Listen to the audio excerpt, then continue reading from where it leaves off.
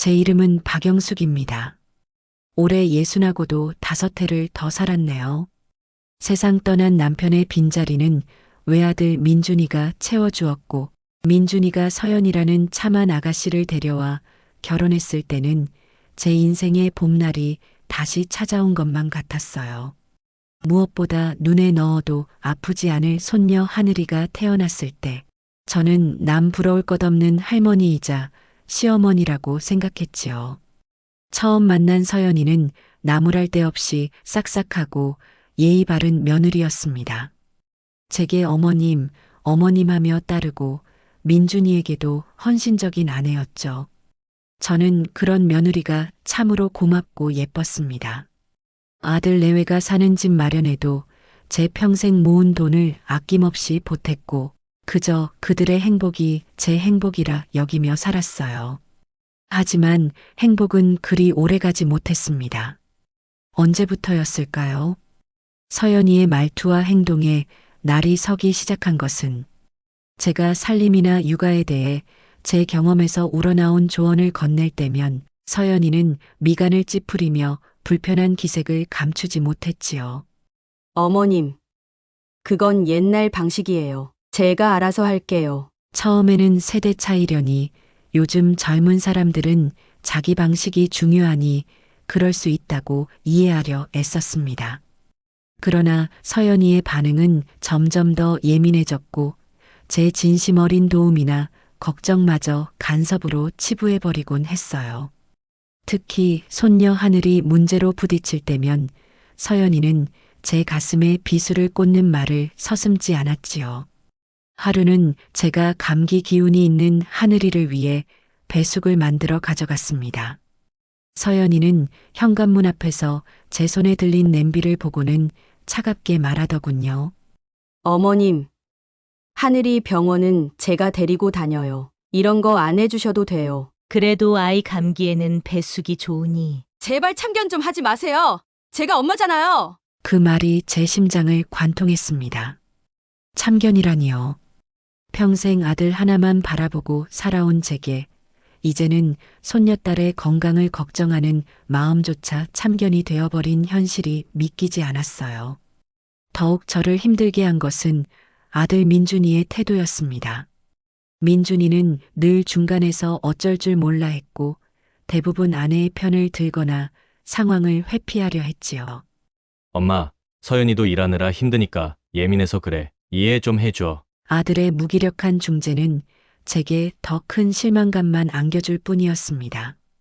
저는 그들의 집에서 점점 더 외로운 존재가 되어갔습니다. 그러던 어느 날 밤 홀로 거실 소파에 앉아 창밖을 바라보다 문득 깨달았습니다. 언제까지 이렇게 당하고만 살 수는 없다고, 복수를 해야겠다고 결심했지요. 하지만 단순히 그들을 떠나거나 똑같이 상처 주는 방식은 제 방식이 아니었습니다. 서연이가 가장 중요하게 생각하는 것, 바로 다른 사람들에게 보이는 자신의 완벽한 이미지와 사회적 평판, 그리고 그 자존심, 그것을 이용하기로 했습니다. 서연이 스스로 자신의 이기적이고 오만한 모습을 깨닫고 무너지게 만드는 것, 그것이 제가 계획한 복수였던 거죠. 저는 다음 날부터 완전히 다른 사람이 되기로 했습니다. 이전처럼 서운함을 내비치거나 거리를 두는 소극적인 방식은 버렸어요. 대신 세상 어디에도 없는 헌신적인 시어머니라는 가면을 쓰기로 했지요. 서연이가 제 도움을 참견이라 여긴다면 그 도움이 없으면 안 될 정도로 완벽하게 헌신하는 모습을 보여주기로 마음먹었습니다. 제 연기는 생각보다 치밀하게 시작되었어요. 우선 이전보다 훨씬 더 자주 아들 내외의 집을 찾았습니다. 찾아가서는 서연이가 시키지 않아도 집안 구석구석을 쓸고 닦았지요. 냉장고는 항상 신선한 반찬들로 채워놓았고 하늘이의 옷은 계절에 맞춰 제가 미리 사서 준비해 두었습니다. 서연이가 퇴근하고 돌아오면 따뜻한 저녁 식사가 완벽하게 차려져 있도록 했어요. 육아 부담도 제가 자발적으로 도맡았습니다. 하늘이 등하원 도우미는 물론이고 주말에는 제가 하늘이를 데리고 나가 서연이에게 자유시간을 주곤 했지요. 처음에 서연이는 의아하다는 듯 저를 경계했습니다. 하지만 제 헌신은 멈추지 않았어요. 오히려 더욱 강도를 높였지요. 서연이가 좋아하는 음식을 연구해서 만들어주고 그녀가 흘리듯 말한 필요 물품들을 미리 사다 놓았습니다. 제 표정에는 언제나 온화한 미소와 너를 위해서라면 무엇이든 할 수 있다는 듯한 사랑이 넘쳐 흘렀습니다. 특히 아들 민준이나 다른 사람들 앞에서는 더욱 극진한 모습을 연출했어요. 민준이 앞에서는 우리 서연이 회사 일도 힘든데 집안일까지 하려면 얼마나 고될까. 내가 조금이라도 덜어줘야지. 라며 서연이를 안쓰러워하는 모습을 보였죠. 제 전략의 핵심은 서연이의 주변 평판을 장악하는 것이었습니다. 저는 서연이의 회사 동료들을 우연히 마주칠 기회를 만들거나 동네 사람들에게 서연이에 대한 칭찬을 입에 달고 살았습니다. 우리 며느리가 워낙 능력 있고 바빠서요. 제가 이렇게라도 돕지 않으면 안 돼요. 어쩜 저렇게 착하고 예쁜 며느리를 봤을까? 제가 전생에 나라를 구했나 봐요. 서연이는 이런 평판을 내심 즐기는 눈치였습니다. 불편해하면서도 자신의 완벽한 이미지에 이런 배경이 더해지는 것을 싫어하지 않았어요. 제 헌신 연기는 날이 갈수록 더욱 정교하고 과감해졌습니다. 단순히 집안일을 돕는 수준을 넘어 저는 서연이가 진심으로 부담스러워하면서도 거절하기 힘든 상황들을 만들기 시작했어요. 예를 들어 서연이의 생일이 다가왔을 때 저는 며칠 전부터 그녀가 평소 갖고 싶어 했던 고가의 명품 가방을 미리 준비했습니다. 생일 당일 아침 아들 민준이와 손녀 하늘이가 함께 있는 자리에서 저는 마치 큰 선심을 쓰는 듯 그 가방을 건넸지요. 서연아, 생일 축하한다. 늘 애쓰는 내 모습이 안쓰러워. 작은 선물을 준비했단다. 서연이는 예상치 못한 고가의 선물에 잠시 얼굴이 굳는 듯 했지만 아들과 손녀가 옆에서 와, 예쁘다. 엄마 좋겠다. 하며 부추기는 바람에 어색하게 미소 지으며 받을 수밖에 없었습니다. 어머님, 이렇게 비싼 걸 정말 괜찮은데. 그녀의 말에는 진심 어린 부담감과 함께 주변 시선을 의식하는 복잡한 감정이 섞여 있었죠.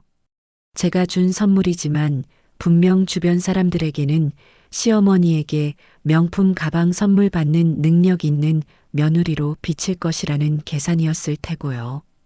또 한 번은 서연이가 중요한 프로젝트 때문에 며칠 밤을 새우며 힘들어할 때였습니다. 어느 날 밤 서연이가 좋아하는 보양식과 간단한 간식을 만들어 회사 근처까지 직접 가져다 주었지요. 경비실에 맡기고 조용히 돌아오려 했지만 일부러 서연이의 직장 동료들이 볼 수 있는 시간에 맞춰 움직였습니다. 아니나 다를까 야근하던 동료 몇몇이 로비에서 저와 마주쳤고 그들은 제 정성에 혀를 내둘렀지요. 어머님, 정말 대단하세요. 최대리님은 진짜 든든하시겠어요. 다음 날 회사에서는 최대리 시어머니의 야식 배달이 화제가 되었다고 합니다. 서연이는 제게 전화를 걸어 어머님, 그렇게까지 안 하셔도 되는데 괜히 동료들 보기 민망했어요. 라고 말했지만 그 목소리에는 싫지 않은 기색이 역력했지요. 자신이 얼마나 훌륭한 시어머니를 두었는지 과시할 수 있는 좋은 기회였을 테니까요. 저의 이런 행동들은 서연이에게 은근한 압박감을 주면서도 동시에 그녀의 사회적 이미지를 더욱 이상적으로 포장하는 효과를 낳았던 겁니다. 물론 저 역시 이런 연기를 하면서 감정적인 소모가 왜 없었겠어요. 제 형편에 무리해서 고가의 선물을 준비하거나 밤늦게 음식을 만들어 나르면서 피곤함이 몰려왔고 며느리의 환심을 사기 위해 애쓰는 제 모습이 처량하게 느껴질 때도 있었습니다. 하지만 그럴 때마다 저는 서연이가 제게 퍼부었던 모진 말들, 제발 참견 좀 하지 마세요. 라며 쏘아붙이던 그 차가운 눈빛을 떠올렸지요. 복수심은 제 피로를 잊게 하는 가장 강력한 각성제였습니다. 주변 평판을 장악하는 작업은 더욱 노골적으로 진행되었습니다. 저는 서연이 회사 근처의 유명한 브런치 카페에 일부러 친구들과 약속을 잡고 찾아갔어요. 점심시간이면 서연이와 동료들이 자주 찾는다는 정보를 미리 파악해 둔 것이었죠. 예상대로 서연이는 몇몇 동료들과 함께 카페에 들어섰고 저와 우연히 마주쳤습니다. 저는 반갑게 손을 흔들며 아는 척을 했고 자연스럽게 동료들에게 인사를 건넸어요. 어머, 서연이 회사 분들이시구나. 늘 우리 서연이 예뻐해 주셔서 감사해요. 저는 마치 오래전부터 알던 사이처럼 살갑게 굴었고 동료들은 소문으로만 듣던 천사 시어머니를 직접 보게 된 것에 신기해하며 제게 온갖 질문을 던졌습니다. 저는 그 자리에서 서연이에 대한 칭찬을 늘어놓으며 동시에 저의 헌신적인 며느리 사랑을 유감없이 보여주었어요. 우리 서연이가 일 욕심이 많아서 집안일까지도 척척 잘해내요. 제 말에 동료들은 연신 감탄사를 터뜨렸고 서연이는 멋쩍은 듯 웃으면서도 어깨를 으쓱했습니다. 그녀는 이 상황이 불편하면서도 자신의 평판을 높이는데 도움이 된다는 사실을 정확히 알고 있었지요. 아들 민준이 역시 변화를 감지하고 있었습니다. 어느 날 저녁 민준이가 제게 조용히 다가와 말했어요. 엄마, 요즘 서연이한테 정말 잘해주셔서 고맙습니다. 엄마 덕분에 서연이도 힘을 많이 얻는 것 같아요. 저는 속으로 쾌재를 불렀지만 겉으로는 인자한 미소를 지으며 답했지요. 내가 뭐 대단한 거 한다고 그러니 다 내 며느리, 내 아들 잘 되라고 하는 거지. 민준이는 제 말을 철석같이 믿는 눈치였습니다. 모든 것이 제 계획대로 순조롭게 흘러가고 있었어요. 서연이는 점점 저의 헌신에 익숙해져 갔고 그것을 당연하게 여기기 시작했습니다. 마치 원래부터 자신이 받아야 할 대우인 것처럼 행동했지요. 동시에 완벽한 자신에 대한 주변의 기대치가 높아지면서 서연이는 작은 실수 하나에도 극도로 예민하게 반응하는 모습을 보였어요. 그녀의 마음속에는 완벽해야 한다는 강박이 더욱 견고하게 자리 잡고 있었습니다. 결정적인 무대가 마련되기 직전 저는 작은 예행 연습을 해보기로 했습니다. 마침 서연이가 회사에서 중요한 프레젠테이션을 앞두고 며칠 동안 극도로 긴장하고 예민해져 있었지요. 발표 당일 아침 저는 서연이가 입고 갈 정장을 다림질해 주었습니다. 그러면서 아주 교묘하게 정장 재킷 안쪽에 눈에 잘 띄지 않는 부분에 다림이 자국을 살짝 남겼어요. 정말 자세히 보지 않으면 모를 정도의 미세한 자국이었지만 완벽을 추구하는 서연이라면 분명 발견할 것이라 예상했지요. 아니나 다를까 출근 준비를 하던 서연이는 정장을 입다가 그 자국을 발견했습니다. 순간 그녀의 얼굴이 찌푸려지더니 제게 날카롭게 쏘아붙였어요. 어머님, 이거 어떻게 하실 거예요? 제가 오늘 제일 중요한 발표 있는 거 아시면서 옷을 이따위로 만들어 놓으시면 어떡해요? 이번에는 주변에 아무도 없었기에 그녀의 본 모습이 여과 없이 터져 나왔습니다. 저는 당황한 척하며 연신 사과했어요.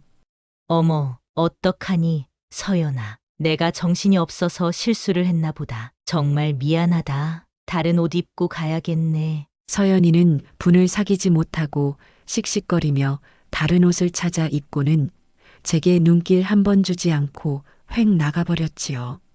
저는 서연이의 뒷모습을 보며 차갑게 미소 지었습니다. 미끼를 던졌고 그녀는 확실하게 물었던 거죠. 이제 더 큰 무대에서 더 많은 관객 앞에서 그녀의 본 모습을 드러낼 차례였습니다. 그리고 얼마 지나지 않아 서연이가 대리에서 과장으로 승진했다는 기쁜 소식이 들려왔어요. 복수의 무대가 드디어 마련된 것입니다. 서연이는 자신의 능력으로 이룬 성과라며 기뻐했지만 저는 그녀가 얼마나 남들에게 보이는 모습에 민감하고 특히 직장 상사에게 잘 보이고 싶어 하는지 잘 알고 있었습니다. 승진 턱을 내라는 동료들의 성화에 서연이는 집들이 겸 승진 기념 파티를 집에서 열기로 결정했어요. 그리고 이번 승진에 결정적인 영향을 준 부장님도 꼭 초대해야 한다며 잔뜩 들떠 있었지요. 부장님에게 자신의 완벽한 가정과 능력을 보여줄 절호의 기회라고 생각하는 듯 했습니다. 제게는 이것이 바로 결정적인 한 방을 날릴 기회였어요. 이미 서연이의 회사 동료들 사이에서는 저의 헌신적인 시어머니 이미지가 확고하게 자리 잡은 상태였습니다. 최 과장님은 정말 어머님 덕분에 걱정 없이 일에만 집중할 수 있겠어요. 이런 말들이 공공연하게 오갔고 서연이는 그 말을 부정하지 않았습니다. 오히려 자신의 성공에 제가 기여한 바가 크다는 듯 은근히 저를 내세우기도 했지요. 저는 속으로 웃으며 서연이의 승진 파티 준비에 그 어느 때보다 열성을 다하기 시작했습니다. 파티 당일 저는 며칠 밤을 새워 준비한 최고급 요리들을 식탁 위에 화려하게 펼쳐놓았습니다. 집안은 모델하우스처럼 먼지 하나 없이 깨끗하게 정돈했고 은은한 꽃 장식으로 분위기를 더했지요. 저는 우아하면서도 단정한 옷차림으로 손님들을 맞이했습니다. 얼굴에는 더없이 인자하고 행복한 미소를 띠고서 말이지요. 어서 오세요. 우리 서연이 보러 와주셔서 감사합니다. 저는 분주하게 움직이며 손님들을 접대했고 틈틈이 서연이에 대한 칭찬을 빼놓지 않았어요. 우리 서연이가 워낙 야무지고 똑 부러져서 회사에서도 이렇게 빨리 인정받나 봐요. 제가 다 뿌듯합니다. 제가 뭐 대단한 걸 하나요? 부족하지만 이렇게라도 우리 서연이 힘이 되어주고 싶어서요. 제 연기는 완벽했습니다. 손님들, 특히 서연이가 그토록 신경 썼던 부장님은 제 모습에 깊은 인상을 받은 듯 연신 고개를 끄덕였지요. 최 과장, 정말 어머님 잘 두셨네. 이렇게 집안 지원이 든든하니 일도 잘할 수밖에 없지. 부장님의 칭찬에 서연이는 어깨를 으쓱하며 기쁨을 감추지 못했습니다. 그녀는 오늘 자신이 완벽한 커리어 우먼이자 행복한 가정을 이룬 사람으로 모두에게 각인될 것이라 확신하는 듯 보였어요. 파티는 화기애애한 분위기 속에서 무르익었습니다. 메인 요리가 나가고 잠시 숨을 돌릴 틈도 없이 저는 후식으로 낼 과일을 준비하기 위해 주방으로 향했어요. 일부러 조금 서두르는 척 정신없이 움직였습니다.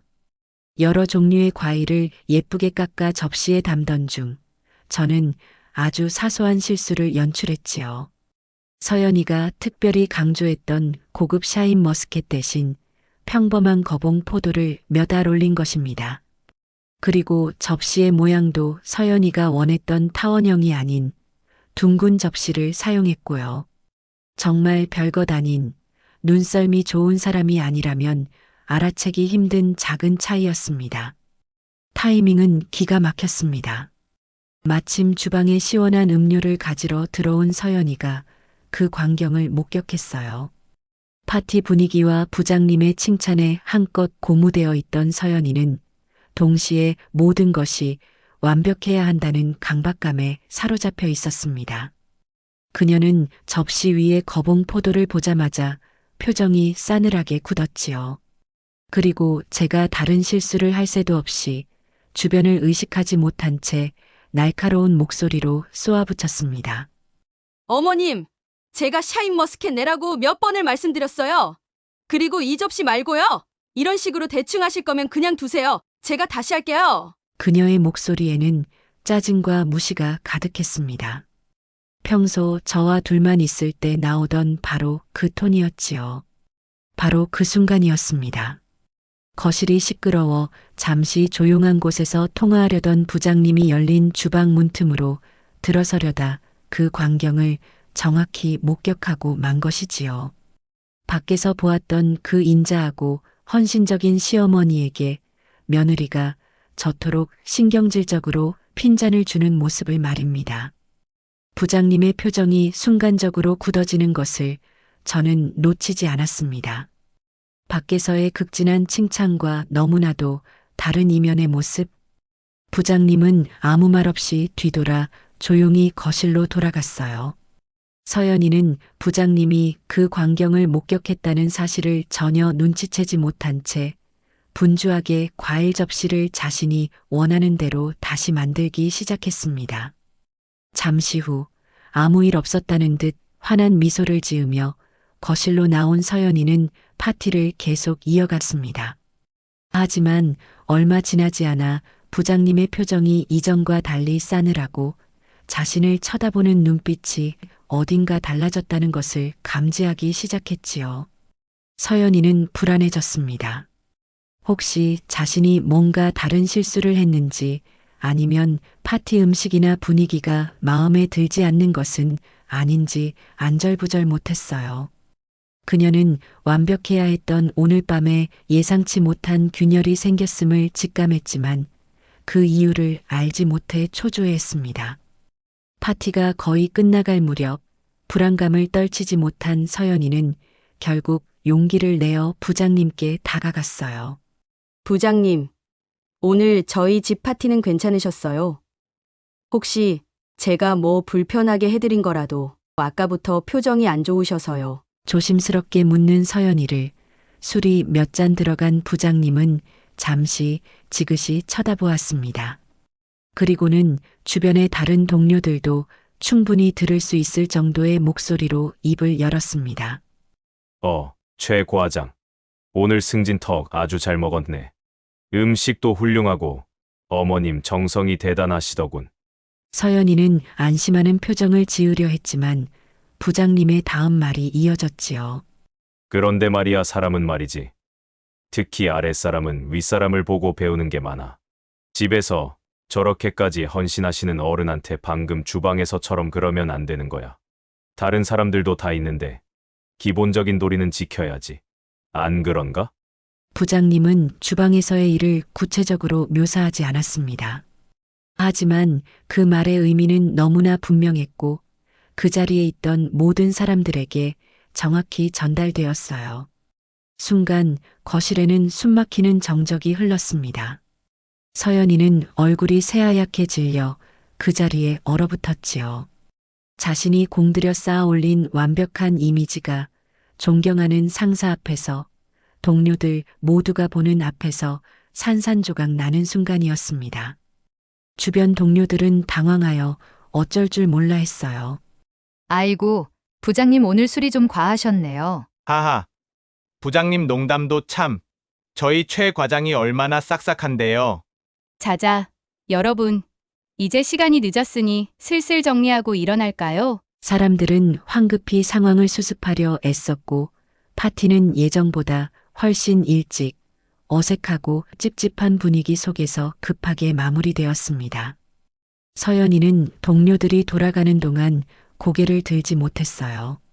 자신을 향한 동정 어린 시선 혹은 싸늘한 눈초리를 견딜 수 없었습니다. 공개적으로 망신을 당한 충격과 수치심에 온몸이 떨려왔지요. 제가 계획했던 복수는 상상 이상으로 정확하게 그리고 잔혹하게 실현되었던 겁니다. 모든 손님들이 돌아가고 집안에는 무거운 침묵만이 감돌았습니다. 저는 아무 말 없이 묵묵히 식탁을 치우기 시작했어요. 서연이는 소파 끝에 멍하니 앉아 허공만 바라보고 있었어요.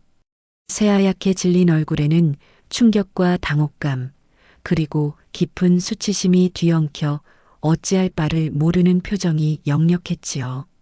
저는 아무 말 없이 마치 아무 일도 없었다는 듯이 묵묵히 어질러진 식탁을 치우기 시작했습니다. 쨍그랑 접시 부딪히는 소리만이 어색한 정적을 갈랐어요. 서연이는 그 소리에 움찔 놀라 저를 쳐다보았지만 시선이 마주치자 황급히 고개를 돌려버렸습니다. 지금 그녀의 머릿속은 산산조각난 자존심과 무너진 평판에 대한 생각으로 가득 차 있겠지요.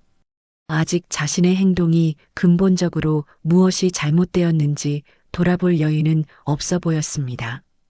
저는 일부러 더 천천히 소리나지 않게 뒷정리를 계속했습니다. 지금은 어떤 말도 위로나 질책이 될 수 없다는 것을 알았기에 그저 시간을 주기로 했어요. 스스로 이 상황을 곱씹고 부장님의 말이 단순한 술주정이 아니었음을, 그리고 그 말이 나오게 된 근본적인 원인이 무엇이었는지를 깨달을 시간이 필요했습니다. 계획했던 복수는 성공했지만 제 마음 역시 편치만은 않았어요.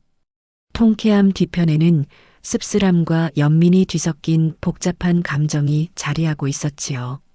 한참의 시간이 흘렀을까요? 제가 거의 뒷정리를 마칠 무렵 서연이가 조용히 자리에서 일어섰습니다. 그리고는 저를 지나쳐 방으로 들어가려는 듯 보였어요. 그녀는 여전히 제 눈을 마주치지 못했습니다. 그때 제가 나지막이 입을 열었어요. 서연아, 제 목소리에 서연이의 발걸음이 우뚝 멈췄습니다. 어깨가 움츠러드는 것이 느껴졌지요. 오늘 많이 힘들었겠구나. 저는 일부러 담담하게 말했습니다. 비난도 동정도 아닌 그저 사실을 언급하는 듯한 말투였죠. 서연이는 아무 대답 없이 서 있었습니다. 등을 돌린 채였지만 가늘게 떨리는 어깨가 그녀의 속마음을 대변해주고 있었어요. 저는 설거지를 마저 끝내고 앞치마를 벗었습니다. 그리고 거실 소파에 앉아 조용히 TV를 켰어요. 아무 일도 없었던 것처럼 평소처럼 행동했습니다. 서연이는 여전히 그 자리에 못 박힌 듯 서 있다가 이윽고 힘없이 자신의 방으로 들어갔습니다. 문 닫는 소리가 유난히 크게 들리는 밤이었죠. 그날 밤 그리고 다음 날까지 서연이는 거의 방 밖으로 나오지 않았습니다. 식사 시간이 되어도 입맛이 없다며 건너뛰기 일쑤였고 어쩌다 마주쳐도 제 시선을 피하기에 급급했지요. 민준이는 어색한 집안 분위기에 눈치를 보며 제게 무슨 일이 있었는지 묻고 싶어 했지만 저는 그저 괜찮다고만 답했습니다. 이 문제는 서연이가 스스로 깨닫고 풀어야 할 숙제였으니까요. 파티가 있고 이틀이 지난 저녁이었습니다. 제가 주방에서 저녁 준비를 하고 있을 때 서연이가 조용히 다가왔어요. 그리고는 한참을 망설이다가 아주 작은 목소리로 입을 열었습니다. 어머님, 드릴 말씀이 있어요. 그래, 말해보렴. 그날 부장님 말씀이 계속 잊히지가 않아요. 제가 어머님께 어떻게 행동했는지 부장님 눈에는 그게 다 보였나 봐요. 저는 말없이 서연이의 다음 말을 기다렸습니다. 그녀는 고개를 푹 숙인 채 말을 계속했어요. 처음에는 부장님이 너무 심하다고 생각했어요. 남의 집안일에 왜 저러시나 하고요. 그런데 자꾸 생각해보니 제가 정말 잘못했다는 걸 알겠어요. 제가 너무 제 생각만 했어요. 어머님께서 저를 위해 얼마나 애쓰셨는지 알면서도 그걸 당연하게 여기고 조금이라도 제 마음에 안 들면 함부로 짜증내고 참견이라는 말로 어머님 마음에 상처를 드렸어요. 서연이는 떨리는 목소리로 자신의 지난 행동들을 하나하나 곱씹으며 반성하는 말을 이어갔습니다. 그것은 공개적인 망신에 대한 일시적인 반성이 아니라 지난 몇 년간 쌓여온 자신의 잘못된 태도에 대한 진솔한 자각처럼 느껴졌어요. 저는 가만히 서서 며느리의 고백을 들었습니다. 떨리는 목소리에서 진심이 느껴졌지요. 마침내 서연이가 고개를 들어 저를 바라보았습니다. 붉어진 눈에는 진심 어린 후회와 죄송함이 담겨 있었지요. 나 역시 그동안 너에게 상처받았던 시간들이 왜 없었겠니? 내 말처럼 내 진심이 참견으로 치부될 때마다 마음이 아팠단다. 네 진심은 알겠다. 하지만 용서는 말로 하는 것이 아니라 앞으로 네 행동으로 보여줘야 하는 것이겠지. 이제라도 네가 잘못을 깨달았다니 다행이다. 하지만 우리 관계가 하루아침에 예전처럼 혹은 완전히 새롭게 변할 수는 없을 거다. 서로 노력해야겠지. 네, 어머님. 제가 정말 노력할게요. 서연이의 목소리에는 굳은 다짐이 실려 있었습니다. 그날 저녁 이후 우리 집에는 조금씩 변화의 바람이 불기 시작했습니다. 물론 어색함이 완전히 사라진 것은 아니었지만 서연이는 의식적으로 제게 예의를 갖추고 제 의견을 경청하려 애썼습니다. 저 역시 과거의 앙금을 완전히 털어버리진 못했지만 며느리의 변화하려는 노력을 인정하고 받아들이려 노력했지요. 저는 더 이상 저 자신을 희생하며 완벽한 시어머니를 연기하지 않았습니다. 제 감정을 솔직하게 표현했고 서연이는 놀랍게도 차분하게 제 말을 들어주곤 했습니다. 아들 민준이도 집안 분위기가 달라진 것을 느끼고 조심스럽게 제게 물어왔지만 저는 그저 서연이가 철이 좀 들었나 보다. 라고만 말해주었죠. 손녀 하늘이는 예민하게 분위기를 감지하는 아이답게 집안의 긴장감이 누그러지자 더욱 밝게 웃으며 제잘거리기 시작했습니다. 아이의 웃음소리는 우리 관계를 회복시키는 가장 좋은 약이 되어 주었지요. 제 복수는 며느리를 파멸시키는 것이 목적이 아니었습니다. 뼈아픈 경험을 통해 스스로를 돌아보고 진정한 변화를 이끌어내는 것. 그리고 그 과정에서 저 역시 과거의 상처로부터 자유로워지고 제 삶의 주체성을 찾는 것이었지요. 이제 저는 더 이상 며느리의 눈치를 보거나 아들에게 기대지 않습니다. 제 삶의 온전한 주인으로 서 있고 서연이와는 서로 존중하며 건강한 거리를 찾아가는 중입니다. 아직은 서툴고 조심스럽지만 우리는 분명 새로운 관계를 향해 나아가고 있었습니다. 가끔 서연이는 여전히 그 승진 파티를 생각하면 얼굴이 붉어지지만 이제는 씁쓸한 미소와 함께 말하곤 합니다. 어머님, 그때 일은 평생 제게 큰 교훈이 될 거예요. 덕분에 제가 사람 됐어요. 저는 그 말에 가만히 고개를 끄덕여줄 뿐입니다. 제발 참견 좀 하지 마세요. 그 한마디가 불러온 파장과 그 대가는 참으로 혹독했지만 어쩌면 그것이 우리 모두에게 필요한 성장통이었는지도 모르겠습니다.